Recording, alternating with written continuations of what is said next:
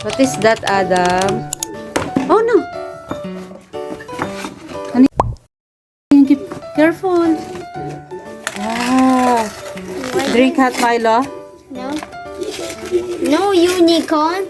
Hindi ba? Ano? Ayaw mo na ng unicorn? You want this? It's yours. Hindi ba yan kay Adam? I take unicorn. Ito kay Adam. Yeah, here. Wow, yan. It's yours. It's yours. Is mine or is it yours? It's yours.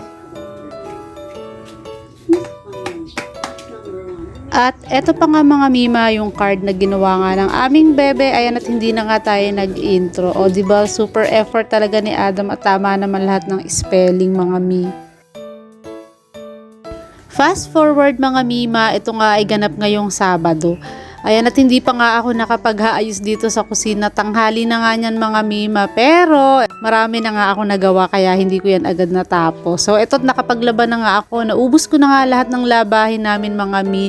At nakapaglinis na rin ako ng aming service. So ayan, i-flex ko lang itong bagong linis naming motor. At eto pa nga yung mga nilabhan ko. So mabalik nga tayo sa loob mga Mima. At hindi pa nga nakaka-move on sa Valentine's Day itong aming kalendaryo. Kaya ayan, at babaguhin ko na nga. Iaayos ko na nga yung date.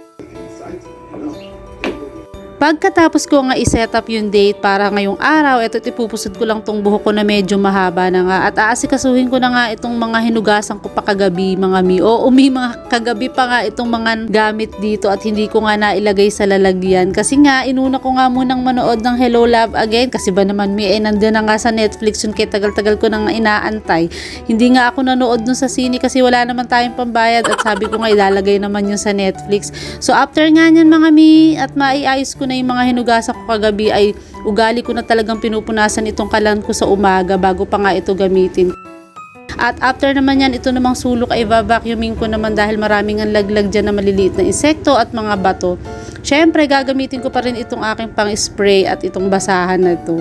Itong side na lang naman na itong mga Mi ang lilinisin ko dahil nga kahapon ay napunasan ko naman yung kabila bago nga kami pumasok sa school kaya nga malinis pa yon. So after naman yan ay re-refill ko lang itong toyong 2 araw na nga walang laman. Syempre para sa vlog nga ay hindi ko muna yan nilalagyan at i-content ko nga yan.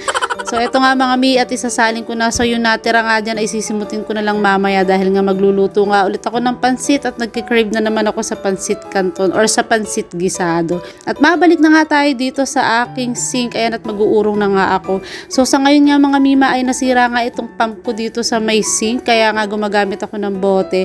So nag-aantay lang tayo ng sahod at ng free shipping para nga maka-order ng bagong pump. Binuksan ko nga yun mga Mima at sira na nga yung spring. Siguro sa sobrang dalas ko nga maghugas ng mga pinagkainan namin dito mga Mima ay sumuko na nga itong pump. Syempre isang taon na rin naman yan at sulit na rin dahil mura ko lang naman yan nabili kay Orange App. So yung mga hinuhugasan ko nga pala na ito mga Mi ay pinagkainan na rin namin ngayong almusal. So hindi nga kami nag-rice ngayon dahil nga may lettuce ako ditong natira namin kahapon sa Sangyup ay gumawa lang ako ng egg sandwich at yun lang ang inalmusal namin. So mamaya naman sa lunch meron pa nga ako ditong sinigang na buto-buto at yun nga ang aming uulamin. Pagkatapos ko naman dito mga Mi ay mag-e-edit naman tayo ng vlog para sa YT channel natin. Sabi ko nga bawal tayong umabsent doon.